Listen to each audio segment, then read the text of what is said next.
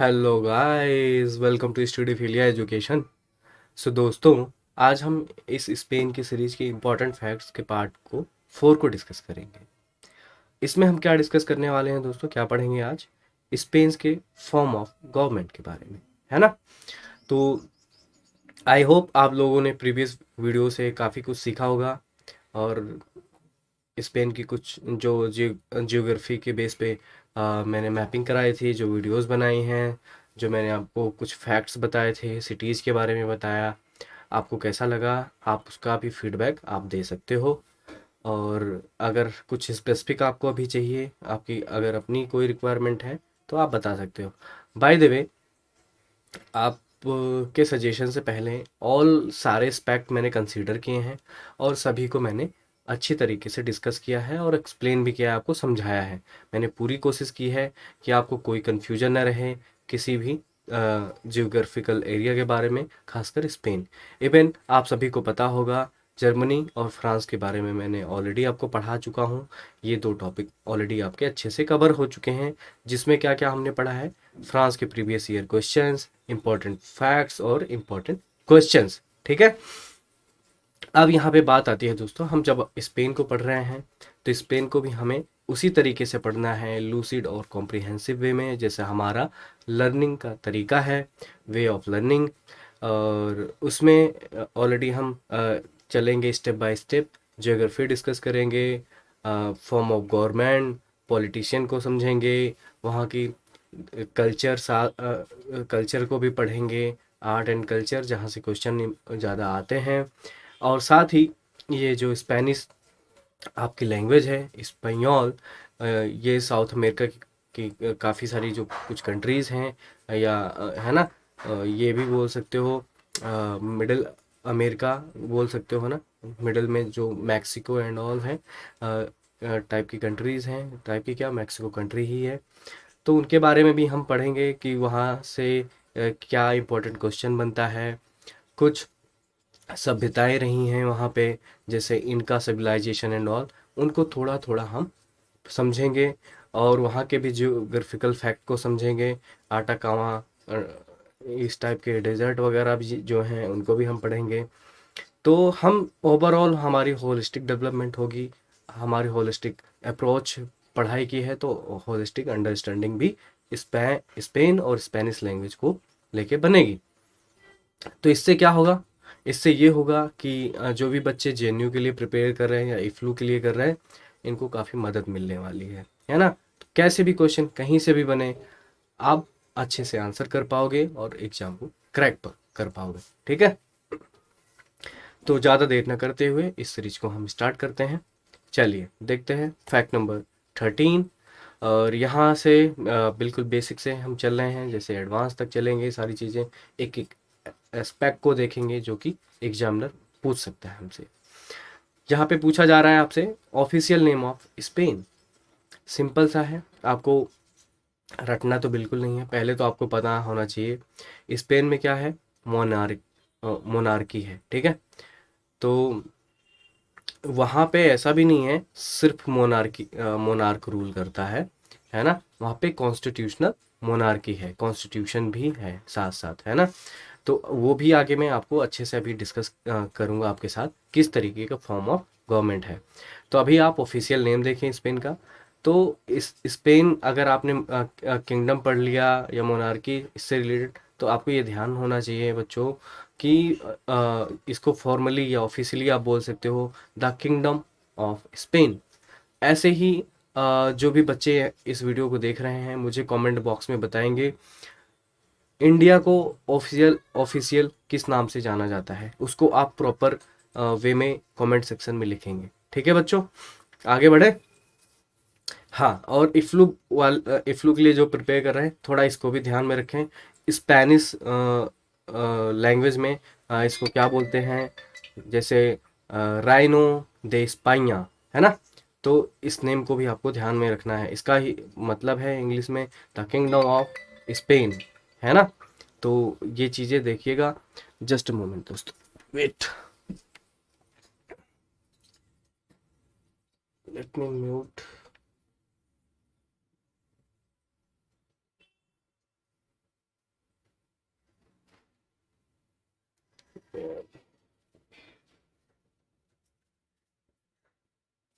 Wait दोस्तों, I hope it will not next. Okay, now move again. 14th fact जो है हमारा, हम form of government in Spain को पढ़ने वाले हैं, यहाँ पे समझेंगे। तो जैसे कि मैंने आप सभी को बताया दोस्तों, यहाँ पे क्या है, कॉन्स्टिट्यूशनल मोनार्की है, और स्पेन का ऑफिशियल नेम क्या है, किंगडम ऑफ स्पेन, है ना। यहाँ पे कॉन्स्टिट्यूशनल मोनार्की होने का मतलब यहाँ पे है क्या चीज़ें हैं, यहाँ पे डिसीजन मेकिंग जो वोटिंग होती है, जो गवर्नमेंट होती है, वो एग्जीक्यूटिव जो होते हैं ना, एग्जीक्यूटिव क्या होते हैं, जैसे हमारे यहाँ प्रेसिडेंट है ना, इंडिया में, तो ऐसे ही यहाँ पे एग्जीक्यूटिव डिसीजन लेते हैं बाय द गवर्नमेंट, है ना। और और चीज़ें हमें देखना है, more specifically the Spanish constitution describe Spain form of government as मोनार्किया पार्लियामेंट्रिया, है ना, पार्लियामेंट्रिया। तो मोनार्किया पार्लियामेंट्रिया का मतलब ही है पार्लियामेंट्री मोनार्की, है ना। इसको इंग्लिश में आप इंग्लिश टर्म में समझ सकते हो। दूसरा, ये जो मोनार्क्स जो एक्ट करते हैं, ऐसे काम करते हैं, जिसको बोल सकते हो एज ए मॉडरेटर काम करते हैं, है ना, between executive body and parliament के बीच में, है ना आपकी। तो अब एग्जीक्यूटिव क्या है, जैसे मैंने आपको उदाहरण के तहत समझाया, जैसे प्रेसिडेंट, प्राइम मिनिस्टर, ये एक एग्जीक्यूटिव बॉडी होती है। ऐसे ही जो पार्लियामेंट है वो पार्लियामेंट है, उसको भी अभी हम आगे देखेंगे, है ना। ये एक लेजिस्लेटिव बॉडी होती है, जिसके बीच में जो मोनार्क है वो एज ए मॉडरेटर काम करता है। तो स्पेन में क्या है, बाई कैमरल पार्लियामेंट है। मैंने एक वीडियो बनाई थी जब मैं कवर कर रहा था, आई गेस फ्रांस या जर्मनी, मुझे अभी करेक्टली याद नहीं है। तो उसमें मैंने आपको समझाया है clearly by cameral, unique cameral body क्या होती है ना, पार्लियामेंट क्या होता है। तो वो आप देखिएगा, और ये आपका होमवर्क भी बनता है, एक बार आप रिवाइज कीजिए। ये होता क्या आपको समझना है, डिफरेंस पता होना चाहिए। तो बाई कैमरल का यहाँ पे बाई का मतलब होता है दो, जैसे टू, जैसे कि आप इंग्लिश भी पढ़ोगे, उसमें रूट वर्ड्स वगैरह अगर आप पढ़ते हो, जो मैंने एक वीडियो सजेस्ट की थी। हाँ, बहुत सारे बच्चों का डाउट है कि वो इंग्लिश कैसे कवर करे, इसके लिए मैंने ऑलरेडी एक वीडियो बनाया हुआ है कि from where to prepare English for free. उसमें मैंने सारे सोर्सेज दिए हुए हैं, प्लेलिस्ट के लिंक्स दिए हुए हैं, वो डॉक्यूमेंट भी उस डिस्क्रिप्शन बॉक्स में आप जाके डायरेक्टली डाउनलोड करके सारी वीडियोस को देख सकते हो, अपनी इंग्लिश की प्रिपरेशन अच्छे से कर सकते हो। अब मैं यहाँ पे बाई कैमरल कैसे मैं आपको समझा पाया, क्योंकि मुझे बाई का मतलब है टू, तो सिंपल सा बात है ना। तो यहाँ पे टू लेजिस्लेटिव हाउस हैं, ठीक है। तो कौन से हैं, और जिसको क्या बोला जाता है, कोर्टेस जनरल्स। ये किसका नाम है, ये उनके पार्लियामेंट का नाम है, कोर्टेस जनरल, जिसके अंतर्गत दो लेजिस्लेटिव बॉडी है। कौन कौन सी, वो है the Congress of Deputies and the Senate. अब इसमें से आपके लिए एक और क्वेश्चन है, इसमें से आपको बताना है the Congress of Deputies and the Senate, इनमें से कौन सा लोअर हाउस है और कौन सा अपर हाउस है ना।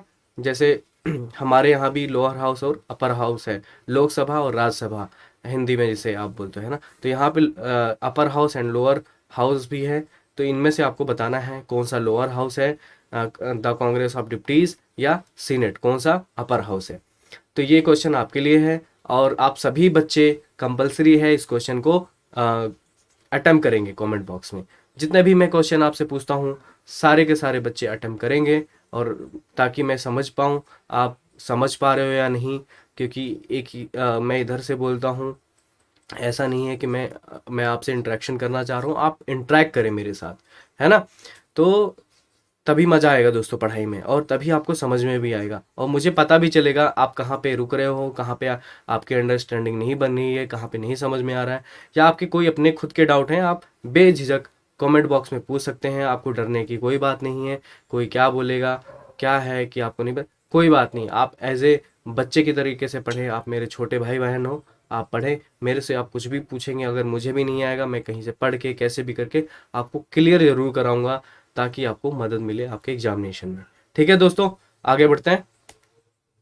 अब ये कांग्रेस द लॉस द दिपुतादोस, ये देख लो, कांग्रेस ऑफ डिप्टीज जिसकी मैं बात कर रहा था, उसका ये हाउस है। आपको अभी जो मैंने क्वेश्चन पूछा है वो आपको आंसर करना ही है। तो इसके इनसाइड का भी व्यू आपको देखना है तो आप देख सकते हो। हालांकि जैसे अब ये फ्लैग देख सकते हो स्पेन का लगा हुआ है, ये भी आपको याद रखना है, कलर एंड ऑल। और ये देखिए, ये थोड़ी सी छोटी पिक्चर थी, इसको शायद मैंने ड्रैग कर दिया था इसलिए थोड़ी सी ब्लर है, बट ये इनसाइड पिक्चर है कांग्रेस ऑफ डिप्टीज़ की, है ना, जहाँ पे लोग बैठे हैं। तो ये चीज़ें होती हैं, ये चीज़ आपको ध्यान रखनी है, रिलेट करना है, और आपको डिटेल में पढ़ना है। आप थोड़ा इंटरनेट की मदद ले सकते हैं, इसको समझिए अच्छे से, क्योंकि ये चीज़ आपको समझना है वहाँ के गवर्नमेंट के बारे में। अगला हम head of state in Spain पढ़ते हैं कि हेड ऑफ स्टेट कौन होता है। तो जाहिर सी बात है दोस्तों, वहाँ पे अभी मैंने आपको बताया था मॉडरेटर कौन होता है, किंग होता है, मोनार्क होता है। तो ऐसे ही स्पेन में भी किंग हैं जिनका नाम है करंट टाइम में फिलिपे सिक्स या फिलिप सिक्स बोल सकते हो इनको। ये आप राइट हैंड साइड में पिक्चर भी देख रहे होगे इनकी, है ना। तो ये वहाँ के हेड ऑफ स्टेट हैं। ठीक है, ये चीज़ आपको क्लियर है, आपको रटना नहीं है, बस आपको ये चीज़ समझनी है ना, करंट टाइम में कौन है, ये चीज़ें भी आपकी पढ़नी है। और इनको कब थ्रोन मिला था, 2014 में 19 जून। आप 19 जून ना भी याद रखेंगे कोई बात नहीं, बट आपको ईयर तो ईयर जो है आपको याद होना चाहिए। और किसको एब्डिकेट किया था इन्होंने, अपने फादर को, जिनका नाम है खुआन कार्लोस फर्स्ट, है ना। तो खुआन कार्लोस फर्स्ट को भी देख लेते हैं, इनके फादर को, ये हैं उनके फादर, है ना। और ये कब से कब तक सत्ता में रहे थे, 1975 से लेकर 2014 तक, जब तक कि इनको एब्डिकेट नहीं कर दिया गया था बाय हिज सन, कौन, फिलिप सिक्स के द्वारा। इनका नाम है खुआन कार्लोस, और ये मेंबर हैं, member of the Spanish royal family के हैं, है ना। इनका राइन जो था वो भी मैंने आपको बता दिया, 1975 से 2014 तक। तो इतनी सी बात आई होप आप सभी बच्चों को समझ में आ गई होगी, क्लियर होगा। अगर भी अभी भी कोई डाउट है आप मेरे से पूछ सकते हो।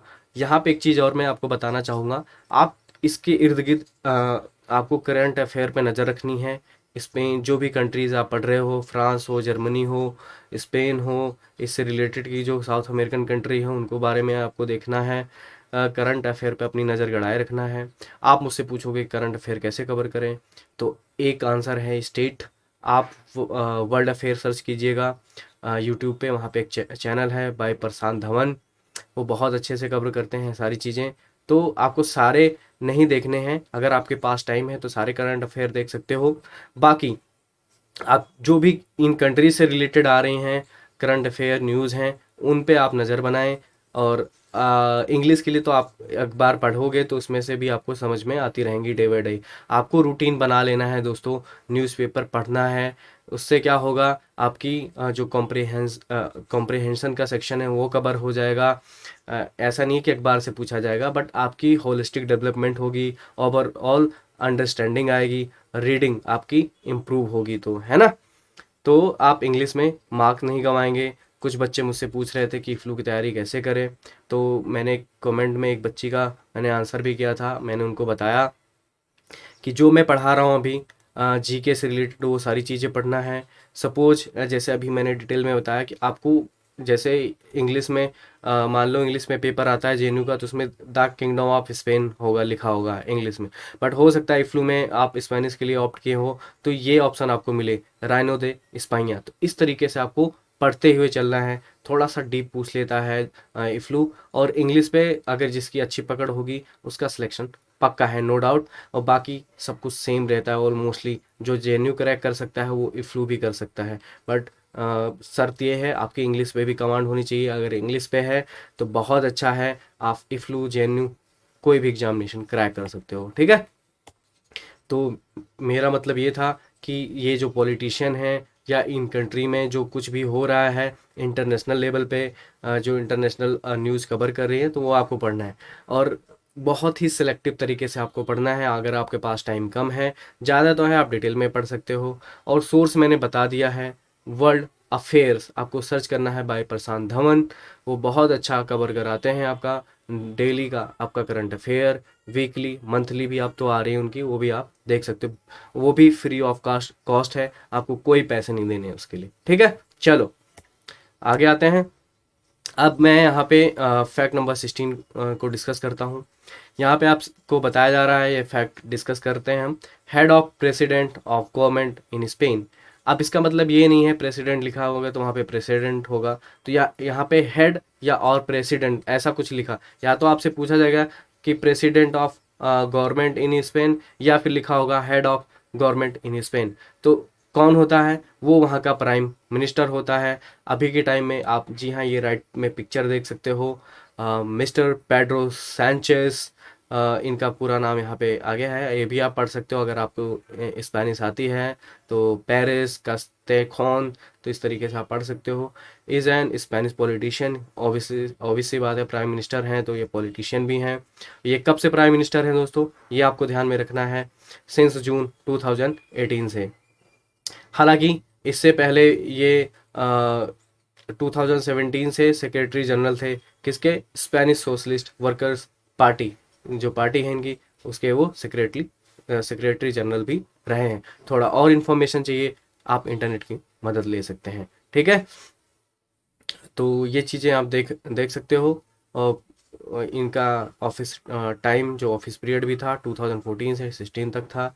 और फिर ये मैंने आपको बता दिया, secretary general of Spanish socialist workers party. ये नहीं पूछा जाएगा, अगर पूछा जाता है तो आपको बस ध्यान रखना है, आपको बहुत ज़्यादा कुछ नहीं करना है। और हाँ, आपसे सभी से रिक्वेस्ट है, आप जब भी पढ़ो, वीडियो से लर्न कर रहे हो, बीच में आपको कुछ नोट करना है, अपनी नोटबुक बनानी है, नोटबुक कंपलसरी है, सबको अपने नोट्स बनाने हैं अपने हैंड राइटिंग से, तो आप वीडियो को पॉज करके लिख लीजिए, तब आगे आप मूव करें। और मैं कल या 2-3 दिन पहले एनालिटिक्स भी देख रहा था, तो वहाँ पे मुझे समझ में आया कि बच्चे पूरी वीडियो नहीं देखते, वो स्किप कर जाते हैं, थोड़ी सी वीडियो देखते हैं। आप मुझे बताओ, कोई प्रॉब्लम है, कोई चीज़ नहीं समझ में आ रही है तो मैं उसको बताऊंगा, बट हाँ, आप वीडियो को स्टार्ट कर रहे हैं तो उसको पूरा देखें दोस्तों। और ऐसा तभी होता है कि जैसे एक कहावत है कि आधा अधूरा ज्ञान क्या होता है, पॉइजन की तरह का से होता है, खोखला कर देता है हमें। अधूरे ज्ञान नहीं लेना है। इससे अच्छा है कि आप वीडियो को स्टार्ट ही मत करो, आप मत देखो। अगर देखना है तो आप अपना टाइम एलोकेट कीजिए, जो आपका पढ़ने का टाइम है, और पूरा देखिए, और अपने नोट्स भी बनाते रहें। और नोट्स ही आपको एट द एंड ऑफ, जब एग्ज़ाम बिल्कुल करीब होगा, आपको हेल्प करेंगे आपके रिवीजन में। ठीक है दोस्तों, आगे बढ़ते हैं। बाकी और चीज़ें मैं आगे बताऊंगा, क्या चीज़ें और करनी है जिससे आपकी प्रिपरेशन स्ट्रांग होगी। अभी के लिए जो जितना मैं बोल रहा हूँ वो आप करते चलिए। अगेन यहाँ पे मैं स्पेन की पॉपुलेशन के बारे में डिस्कस करना चाह रहा हूँ।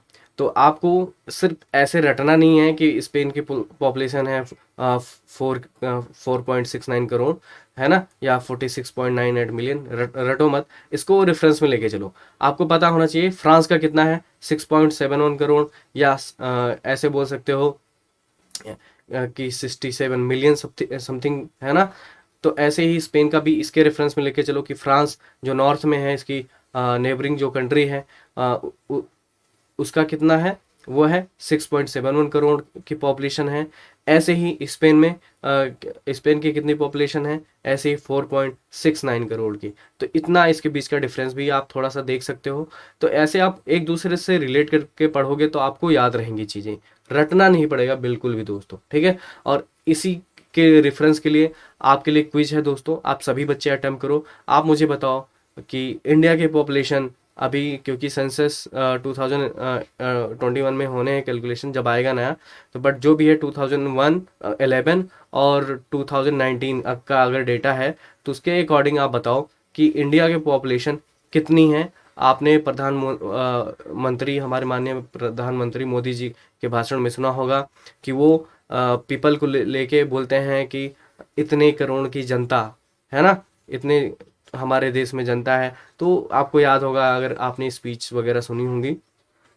अगर नहीं पता है, आप इंटरनेट की मदद लें, बट उससे पहले आप वीडियो को पॉज करके अटेम्प्ट करेंगे। आपको बताना है, आपको इतनी तो बात पता होनी चाहिए कि आपके देश की पॉपुलेशन कितनी है। ठीक है, आप सभी लोग बताओगे, इस वीडियो को पॉज करेंगे बिना विदाउट एनी हेल्प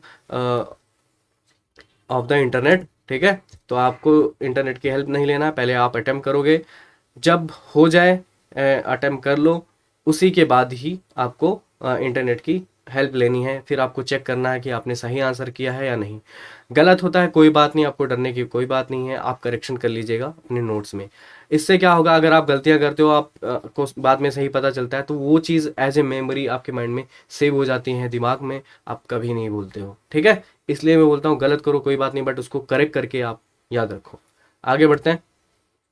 अगेन ये भी आपका होमवर्क ही है। टोटल सरफेस एरिया आपको स्पेन का बताना है, और अगर आप इंडिया का बता सको वेरी वेल, वो भी आप कमेंट सेक्शन में बताओगे। ये आपका होमवर्क है, आप सर्च कीजिए, पढ़िए, अगर याद है तो आप कमेंट कीजिएगा। आगे बढ़ें। 19 फैक्ट जो है यहाँ पे मैं आपको डिस्कस करना चाह रहा हूँ, आपसे ये बताना चाह रहा हूँ स्पेन का नेशनल एंथम। तो उसका स्पेन का जो नेशनल एंथम है उसको क्या बोलते हैं, उसको बोलते हैं स्पेनिश में अगर देखा जाए, और जो प्रोनाउंसिएशन है मार्चा रियल, है ना, या और तरीके से आप देख सकते हो, इंग्लिश में बोलते हैं रॉयल मार्च। ये क्या है, नेशनल एंथम है स्पेन का। इसकी खास बात है, इसमें कोई लिरिक्स नहीं होती। लिरिक्स क्या होते हैं, आपने गाने सुने होंगे, जैसे गुनगुना रहे हैं भौरे खिल रही है कली कली। तो मतलब ये जो लाइनिंग है, वर्डिंग है, इसको लिरिक्स बोलते हैं। अब सिर्फ म्यूजिक रहे, म्यूजिकल इंस्ट्रूमेंट जो प्ले होते हैं, है ना, जिसमें लिरिक्स नहीं होते, तो उसको क्या बोलते हैं कि सिर्फ म्यूजिकल है और विदाउट लिरिक्स। लिरिक है जिसमें लिरिक्स ना हो, जैसे मैंने अभी लाइन बोली है, गाने की बोल बोली है, और जिसमें लिरिक ना हो वो विदाउट लिरिक्स होती है। ऐसे ही कुछ कंट्रीज़ हैं, जैसे यहाँ पे अभी नेम है 4 कंट्रीज़ हैं जिनके नेशनल एंथम में कोई लिरिक्स नहीं है इन द वर्ल्ड में, है ना। टोटल 4 है, जिसमें से स्पेन अपने आप में है जिसकी कोई लिरिक्स नहीं है। ऐसे ही और भी हैं, जैसे बोस्निया एंड हेर्जेगोविना, कोसावो एंड सान मरीनो, ये भी कुछ नेशनल एंथम है। आपको ये चीज़ें सर्च करनी है, आपका होमवर्क है कि किस कंट्री से बिलोंग करते हैं, किस कंट्री का ये नेशनल एंथम है, जो कि इनके इनके कोई ऑफिशियल लिरिक्स नहीं है, ठीक है। इससे पहले स्पेन में क्या था, ये जो नेशनल एंथम था, इससे पहले पास्ट में क्या था, लिरिक्स थी। बट अभी वो अब क्या होता है, वो नो लॉन्गर इन यूज, मतलब वो लिरिक्स अब यूज नहीं होती। अब अगर आपको सुनना है तो मार्चा रियल आप यूट्यूब पे डालिएगा, आपको नेशनल एंथम आ जाएगी, उसमें आपको कोई वर्डिंग सुनने को नहीं मिलेगी। आई होप इतनी सी बात आप सभी बच्चों को क्लियर होगी और समझ में आ गया होगा। अगर अभी भी किसी बच्चे का डाउट है, वो मुझसे कमेंट बॉक्स में पूछ सकता है, अपनी क्वेरी कुछ भी पूछ सकता है विदाउट हेजिटेशन, जैसे मैंने बोला है। कमेंट बॉक्स का सेक्शन आपका अपना है, आप उसको क्यूए की तरीके से यूज कर सकते हो क्वेश्चन एंड आंसर के लिए। मैं बहुत ही एक्टिव हूँ, जब भी मुझे टाइम मिलेगा मैं आपके कमेंट का आंसर जरूर दूंगा, ठीक है। आगे बढ़ें। आगे भी आपका होमवर्क है जो मैंने आपको दिया है। यहाँ पे मैं आपके लिए माइंड में एक थॉट छोड़ के जा रहा हूँ, अगर आपको पता है तो ठीक है, नहीं पता तो कोई बात नहीं। आपको ये टॉपिक ये है कि Spain in the world war 1 और 2, जो वर्ल्ड वॉर फर्स्ट और वर्ल्ड वॉर सेकेंड, क्या स्पेन था, इसको आपको डिस्कस करना है अपने फ्रेंड्स फैमिली, और आपको इस चीज़ को सर्च करना है। आपको डायरेक्टली आंसर तो मिल जाएगा, बट आप थोड़ा सा इस पर डिस्कशन कीजिए, और माइंड में थॉट्स लेके आए, और अगर वर्ल्ड वॉर में होता तब क्या होता, नहीं है था तब क्या हुआ था, किस तरीके से स्पेन ने पार्टिसिपेट किया था या नहीं भी किया था। तो इस चीज़ को आपको समझना है, डिस्कस करना है, अपने माइंड में भी थोड़ा सा स्ट्रेस देना है इस चीज़ को लेके। तो ये एक्टिविटी दे रहा हूँ आपको करने के लिए, होमवर्क, ये आप सभी बच्चों को करना है, और थोड़ी सी रिसर्च भी करनी है, do some research with the help of internet. आपको कोई सा भी लोकल सोर्स से नहीं पढ़ना, विकिपीडिया की हेल्प ले सकते हो। दूसरा है ब्रिटेनिका है, बहुत अच्छा सोर्स होता है, वहाँ से भी आप पढ़ सकते हो, ठीक है, इसके बारे में। तो आप सभी लोग पढ़ने के बाद कमेंट सेक्शन में मुझे बताएंगे कि क्या है, और स्पेन कैसे रहा था वर्ल्ड वॉर में। हालांकि इस फैक्ट को मैं आने वाली वीडियो में आपको बताऊंगा, बट इससे पहले मैं चाहता हूं आप लोग प्रिपेयर रहें और आप मुझे बताएं कि किस तरीके से स्पेन था या नहीं था, ठीक है। तो आज की इस वीडियो में दोस्तों बस इतना ही, और ये वीडियो यहीं पे मैं समाप्त करता हूँ, है ना। आई होप ये सारी चीज़ें मैंने अभी जितनी बताई आपको काफ़ी अच्छे से समझ में आ गई होंगी। और अगेन मैं फिर से रिक्वेस्ट करता हूँ आप सभी से कि अगर आपको कोई चीज़ समझ में नहीं आई है तो आप मेरे से डायरेक्टली पूछ सकते हो, है ना। अपने डाउट सारे क्लियर कर सकते हो। दूसरी बात, आप सभी से अपील है बच्चों, आप वीडियो जब देखते हो तो आपको 1 सेकेंड लगता है लाइक करने में, आप लाइक कीजिए और भी लोगों तक पहुँचे, है ना। तो ये चीज़ एज ए गुरु दक्षिणा अगर आप देना चाहते हो, मैं आपसे कुछ चीज़ें नहीं मांग रहा हूँ, मैं फ्री ऑफ कॉस्ट रख रहा हूँ सारी चीज़ें, मैं इसके कोई पैसे नहीं चार्ज करूँगा, ये फ्री ही रहेंगी, कभी नहीं करूँगा मैं। तो नो वरी, इसके लिए आपको डरने की ज़रूरत नहीं है। बस आप इतना सपोर्ट कीजिए मुझे कि एक लाइक दे सकते हैं, ताकि इसकी रीच और लोगों तक जाए, ठीक है।